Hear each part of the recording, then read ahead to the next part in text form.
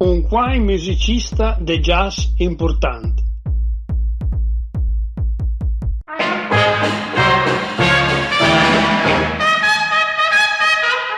Louis Armstrong, 1900-1971, resta un artista che la domina in l'era Dixieland e ne diventa l'icona del jazz a livello internazionale e nella cultura popolare.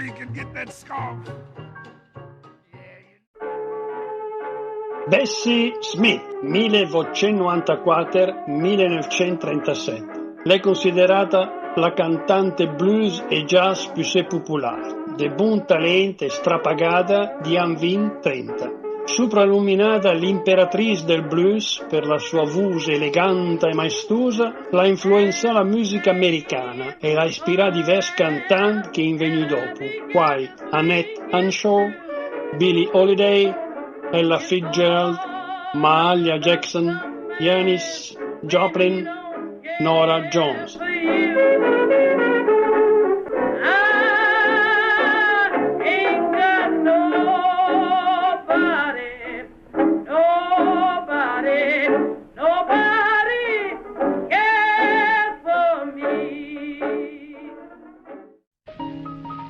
Benny Goodman, 1909-1986, la rese popolare la musica jazz in del pubblico bianco. De studi di musica classica, la de spesso suona con orchestre sinfoniche e con piccolo rush musica di Mozart. Altri importanti direttori d'orchestra in sta Cab Calloway, Count Basie, Tommy Dorsey e Glenn Miller.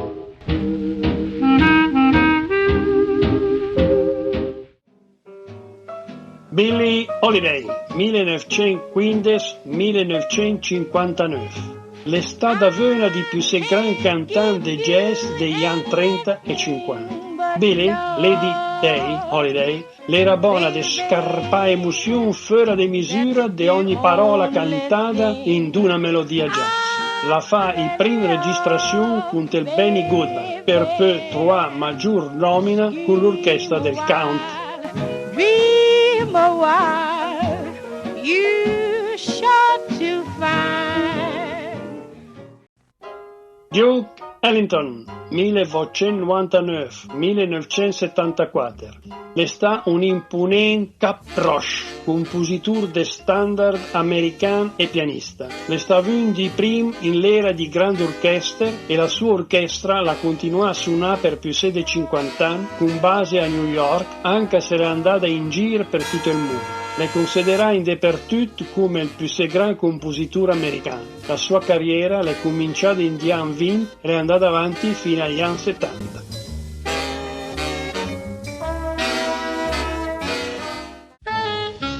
Charlie Parker, 1920-1955, era un caposcola del movimento bap. Lui e altri musicisti hanno creato stile a New York in gli anni 40, copiato dopo con slants di tanti altri musicisti.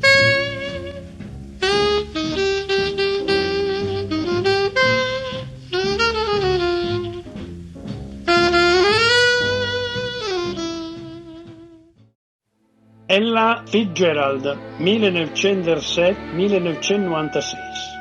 È stata una di cantanti più famose del jazz per più di 50 anni.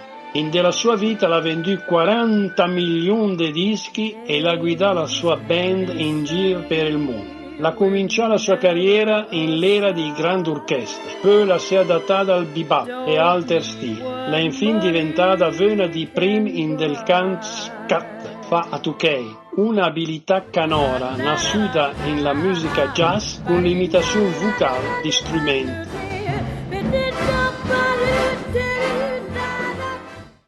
Miles Davis, 1926-1991.